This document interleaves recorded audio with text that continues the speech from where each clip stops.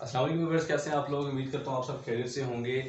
तो व्यूअर्स, जैसे हमारा चैप्टर जो 1 है एमडीकेट बायोलॉजी का, वो कंटिन्यू है और टॉपिक हम आज डिस्कस करने जा रहे हैं प्रोकैरियोटिक वर्सेस यूकैरियोटिक सेल। और ये हमारा सब टॉपिक है सेलुलर स्ट्रक्चर्स का। तो स्टार्ट करते हैं इसको। हमारा हमने डिफरेंस चेक करना है कि प्रोकैरियोटिक और यूकैरियोटिक सेल जो है इसमें डिफरेंस क्या है बेसिकली। तो अगर तो सबसे पहले आप देखें कि प्रोकैरियोटिक सेल, तो ऐसे ऑर्गेनिजम्स जिनमें प्रोकैरियोटिक सेल हो उनको हम कहते हैं कि दीज आर द प्रोकैरियोट्स। और ऐसे ऑर्गेनिजम्स जिनमें यूकैरियोटिक सेल हो, these are called as eukaryotes. Clear. इसका मतलब क्या है कि प्रो का मतलब है बिफोर, प्रो का मतलब है बिफोर, और कैरियोट कहते हैं न्यूक्लियस को, राइट। यानी कि ऐसे ऑर्गेनिजम्स जो बिफोर न्यूक्लियस इवॉल्व हुए हैं वो आपके प्रोकैरियोट्स हैं जिनमें प्रॉपर न्यूक्लियस एग्जिस्ट नहीं करता। इसके बाद ये वर्ड है आपका यू, जिसका मतलब है ट्रू, और सिमिलरली ये वर्ड आपका न्यूक्लियस के लिए। अब ऐसे ऑर्गेनिजम्स जिनमें ट्रू न्यूक्लियस एग्जिस्ट करता है वो आपके क्या होंगे, यूकैरियोट्स। प्रोकैरियोट्स में आपके आ जाते हैं बैक्टीरिया, ऑलमोस्ट जितने बैक्टीरिया हैं। इसके अलावा ब्लू ग्रीन एल्जी, ये सारे आपके क्या होंगे, प्रोकैरियोट्स।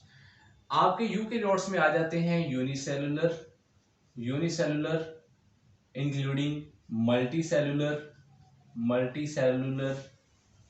आपके एनिमल्स, क्लियर, आपके प्लांट्स, आपके फंजाई, आपके एल्जी, राइट। ये सारे के सारे आपके क्या हैं जी, यूकैरियोट्स। तो अब आपको पता लग गया कि what are prokaryotes and what are eukaryotes, और इनमें ये डिफरेंस है न्यूक्लियस की बेस पे। इसके बाद जब हम थोड़ा सा सेल स्ट्रक्चर की बेस पे मूव करें तो उसमें भी कुछ डिसिमिलैरिटीज आ जाती हैं। सबसे पहले तो हम बात करते हैं जी के प्रोकैरियोट्स की, क्लियर। सबसे पहले हम बात करेंगे प्रोकैरियोट्स की। अगर मैं प्रोकैरियोट्स की बात करूं तो प्रोकैरियोटिक सेल जो है वो कुछ आपके पास यूं होता है। अगर मैं उसको स्ट्रक्चरली ड्रा करने की कोशिश करूं तो ये मेरे पास अगर मैं इसको ड्रा करने की कोशिश करूं तो लें जी, ये मैं ड्रा कर रहा हूं जी एक prokaryotic cell.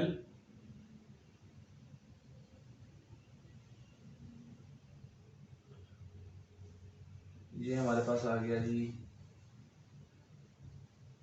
Prokaryotic cell, clear.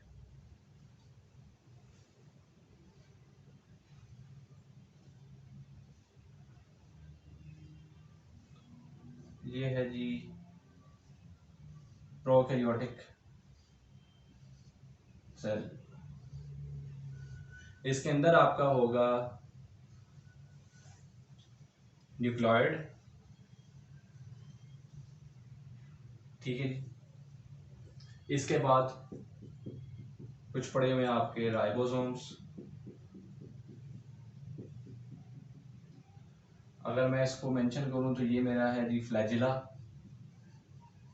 ये फ्लैजिला जो है इसकी हेल्प से बैक्टीरिया मूव करता है। ये जो मेरा स्ट्रक्चर है ये इसे कहते हैं पिल्लाई। ये एडहेसिव स्ट्रक्चर्स होते हैं बैक्टीरिया के, जहाँ से बैक्टीरिया एडहेसिव नेचर शो करता है। ये हैं जी डॉटेड स्ट्रक्चर अंदर जो पड़े हुए हैं, ये हैं जी राइबोसोम्स। इसके बाद एक कुछ बैक्टीरिया ऐसे होते हैं कि जिनमें कैप्सूल होता है, कुछ ऐसे होते हैं जिनमें कैप्सूल नहीं होता। अगर तो कैप्सूल प्रेजेंट है तो वो सेल वॉल के बाहर होगा, अगर कैप्सूल नहीं है तो डायरेक्ट सेल वॉल होगी। जैसे अगर आप यहाँ देखें तो ये मेरे पास जो है ये सेल वॉल है, राइट। और सेल वॉल के अंदर जो स्ट्रक्चर है वो सेल मेम्ब्रेन है, ठीक है जी, सेल मेम्ब्रेन। अब कुछ ऐसे बैक्टीरिया होंगे जिनमें एक कैप्सूल एग्जिस्ट करेगी, तो कैप्सूल जो है वो बिल्कुल इस तरह से आउटर लेयर होती है ये, तो जो आउटर लेयर होगी यूं सेल वॉल के बाहर, तो इस आउटर लेयर को हम नाम देते हैं कैप्सूल का। ये कैप्सूल जो है ये डोरमेंट होती है और बैक्टीरिया को प्रोटेक्ट करती है against different type of antibiotics और एंटी माइक्रोबियल एजेंट्स। इसके अलावा ये जो है ये आपका न्यूक्लियोइड है, न्यूक्लियोइड, क्लियर, न्यूक्लियोइड जिसमें आपका डीएनए है, ठीक है।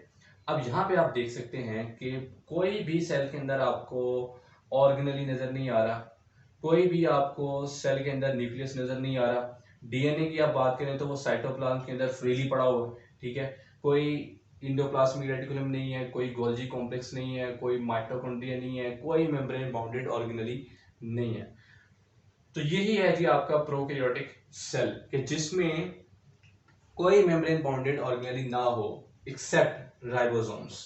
राइबोसोम्स ऐसे ऑर्गेनली हैं जिनमें मेम्ब्रेन नहीं है। यही वजह है कि वो बैक्टीरिया प्रोकैरियोट्स में भी हैं और यूकैरियोट्स में भी हैं, क्लियर। तो ये इसमें बेसिक आ जाता है प्रोकैरियोटिक सेल स्ट्रक्चर।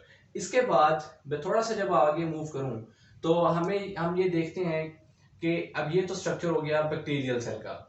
अब अगर आप एनिमल सेल की जब स्ट्रक्चर की बात करें तो एनिमल सेल इससे थोड़ा सा उल्टा है। वो क्या कि उसमें सेल वॉल नहीं है, ठीक है। जब सेल वॉल नहीं है तो इसके अंदर जब साइटोप्लाज्म की आप बात करेंगे तो साइटोप्लाज्म में आपके सारे के सारे जो